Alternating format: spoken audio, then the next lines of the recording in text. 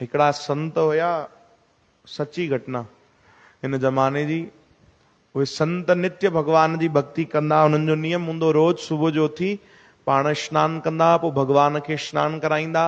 भगवान जी खूब सुठे तरीक़े सां, जीअं कई तव्हां ॾिठो हूंदो माताऊं भगवान लड्डू गोपाल जी सेवा कंदा आहिनि, शालीग्राम भगवान जी कई ॼणा सेवा कंदा आहिनि, तीअं उहो बि भगवान जी ॾाढी सुंदर तरीक़े सां सेवा कंदो। उहे संत जेके हुया ॾाढे बढ़िया तरीक़े सां, और नित्य जो भाव, रोज जो स्वभाव थी वियो।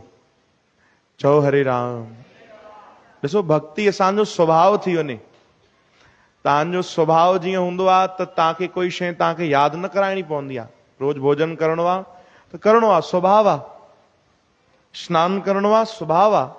आदि जेके कम करणा आहिनि उहो स्वभाव आहे। तीअं असां अहिड़ी भक्ति कयूं कि भक्ति असांजी स्वभाव बणिजी वञे। चओ राम।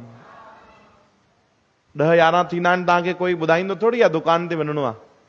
स्वभाव आहे रोज जो कि भाई समय थी वियो, हाणे कमकार ते लॻणो आहे, घर जा कम संभालणा आहिनि। चओ हरे राम। तीअं भक्ति स्वभाव बणिजी वञे त उहे संत, उन्हनि जो स्वभाव बणिजी वियो भगवान जी सेवा करणु, नित्य भगवान जा दर्शन करणा आहिनि, नित्य भक्ति करणी आहे, नित्य नाम जपणो आहे। हाणे हिकिड़ी भक्ति न कनि त मज़ो न अचे, रोज जो नियम बणिजी वियो। हिकु ॾींहुं अचानक वेठा हुया, भगवान जो नाम जाप पिया कनि, त उन्हनि खे कारो कारो कुछ आकृति नजर आई, ॾाढी भयंकर। त संतन ॾिठो, चई भाई तूं केरु आहे? आवाज आई कि साईं मां तव्हांजो प्रारब्ध आहियां। यानी जेके तव्हां पिछला कुछ कर्म अहिड़ा थियल हूंदा कि तव्हांखे कुछ संकट अचणो हुयो, तव्हांखे कुछ दुख अचणा हुया, उहो मां आहियां हिन कारे रूप में, ऐं तव्हां आज्ञा ॾियो त मां तव्हांजे मथां अचां। चओ हरे राम। सम्झो था भाई, ये थींदी अथव भक्तीअ जी शक्ति। असांखे कोई दुख अचणो हूंदो, कष्ट अचणो हूंदो त कॾहिं पुछे ईंदो? पर संतन जी एॾी भक्ति थियल हुई कि उहो कष्ट, उहो दुख, उहो संकट भयंकर रूप धारण करे संतन खां आज्ञा तो वठे कि तव्हांजी आज्ञा हुजे त मां अचां। छो जो इहो तो भोगणो आहे। कोई वॾो राजा हुजे, कोई संत हुजे, कोई भक्त हुजे, या कोई आम इंसान हुजे, दुख दर्द त सभिनीनि खे ईंदा, उन्हनि जे कर्मनि जे हिसाब सां सभिनीनि खे भोगणो आहे। चओ जय श्री कृष्ण। तव्हां आज्ञा ॾियो त मां अचां, प्रवेश कयां तव्हांजे अंदरि। संतन पुछियो भाई घणो समय रहंदे? यानी इहो जेको संकट ईंदो, साईं हिकिड़ो तव्हांखे भयंकर रोग थींदो, कष्ट ईंदो, लॻभॻि तव्हांखे 12 साल परेशान कंदो। चओ राम। आवाज अचे थी भाई साफ़? समझो था कथा के?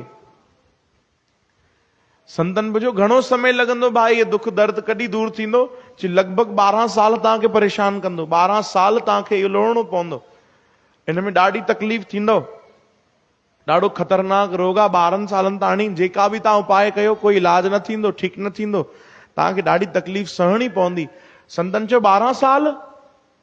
अरे बाप रे, तोखे मजाक लॻी आहे? असां भगवान जे भक्तीअ जे बिना हिकु ॾींहुं न रही सघूं, ऐं तूं असांखे कष्ट ॾींदे, संकट ॾींदे, त भक्ति किथां थींदी? चओ हरे राम। हल वापसि वञ भाई, वापसि वञ, हली वञ हितां, असांखे समय कोन्हे हिनमहिल, न वापसि वञ, वापसि वञ। वापसि हली वियो। कुछ ॾींहं वरी गुज़रिया, संतन वरी भक्ति कई, नाम जपियो, वरी आयो कारे रूप में। चई साईं, अरे तूं वरी हली आए भाई? हा बाबा, 12 साल छॾियो, 50-50 कयो घटि में घटि। मतलब चई 12 साल त ठीकु आहे छॾियो, तव्हां एॾी भक्ति कई आहे, घटि में घटि 6 साल मां तव्हां ते रहां, 6 साल सहन कयो। संतन चयो तूं 6 साल जी ॻाल्हि तो करें भाई, असां हिकु ॾींहुं बि भगवान जे भक्तीअ जे बिना नथा रही सघूं। असांजो रोज जो नियम आहे, सुबुह जो उथंदा आहियूं, भगवान खे स्नान कराईंदा आहियूं, भगवान जी भक्ति कंदा आहियूं, भोग लॻाईंदा आहियूं, वरी राति जो शयन बि कराईंदा आहियूं, सभु कुझु कंदा आहियूं। उहो नियम असां सुबुह वारो नथा छॾे सघूं। तूं महिर कर भाई, तूं वापसि वञ। वरी वापसि हली वियो। ईअं कंदे कंदे 2-3 बार आयो, साईं 3 साल रुको, साईं साल, साईं 6 महीना, साईं महीनो। केड़ी लीला आहे ॾिसो भगवान जी। आख़िर आयो हिकु ॾींहुं, चई बाबा हाणे बसि मूंखे माफ़ कयो, तव्हांजो कर्म अहिड़ो आहे, संकट अचणो आहे, इहो त तव्हांखे भोगणो पवंदो। हाणे 12 साल छॾियो, 6 साल छॾियो, महीनो बि छॾियो, हिकु ॾींहुं केवल मूंखे अचणु ॾियो। चओ हरे राम। हिकु ॾींहुं तव्हां केवल इहो सहन कयो, कष्ट जेको आहे, इहो जेको रोग आहे, इहो हिकु ॾींहुं केवल सहन कयो, पोइ मूंखे छुटी ॾिजो, मां बि आज़ाद, तव्हां बि आज़ाद। संत मुस्कुराइण लॻा, चयूं ठीकु आहे भाई, हल हिकु ॾींहुं तोखे ॾिनोसीं, हिकु ॾींहुं तोखे ॾिनोसीं, पर ॿुध, सुभाणे सुबुह जो मां पंहिंजो नितनेम करे वठां, हा, सुबुह जो मां पंहिंजो नेम निभाए वठां, उन खां पोइ तूं प्रवेश कजां। सॼो ॾींहुं मां कमरे में रहंदुमि, सॼो ॾींहुं ॿाहिरि न निकिरंदुमि, कुझु भोजन बि न कंदुमि, तोखे जेके तकलीफ़ूं ॾियणियूं आहिनि ॾिजां शरीर खे, मां नाम जपंदो रहंदुमि। ख़बरदार ॿियो ॾींहुं सुबुह थिए उन खां पहिरियों ई हली वञजां। चओ हरे राम। सुबुह थिए उन खां पहिरियों ई तूं हली वञजां, मूंखे बार बार चवणो न पए तोखे, पोइ मूंखे वरी नितनेम करिणो आहे, जीअं मुंहिंजो हिकु ॾींहं जो बि नेम छॾिजे न। हा इहो ठीकु आहे। संत सुबुह जो उथिया, उन्हनि पंहिंजो नितनेम कयो, पंहिंजे सेवादारनि खे चयो, भाई असां दरवाजो बंदि था कयूं अंदरां, ऐं भले ई केॾी बि असांखे तकलीफ़ थिए, केॾी बि मां आवाज़ कयां, चिल्लायां, रोवां, पर तव्हां दरवाजो न खोलिजो हिकु ॾींहं जे लाइ, ॿिए ॾींहुं वरी मिलंदासीं। संत अंदरि विया, पंहिंजो नितनेम कयूं, ऐं उहो जेको कष्ट हुयो उन्हनि में प्रवेश कयो।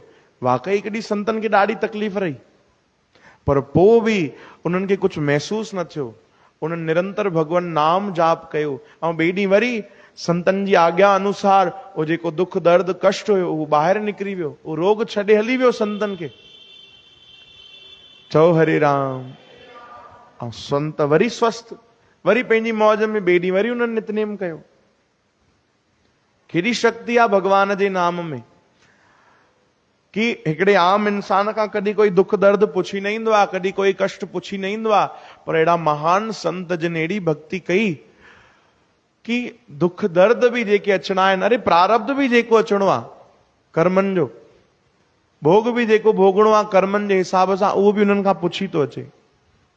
इहा भक्ति जी शक्ति आहे। चओ हरे राम। संत वरी स्वस्थ थी करे वरी उन्हनि भक्ति कई, भक्ति कराई। श्री कृष्ण गोविंद।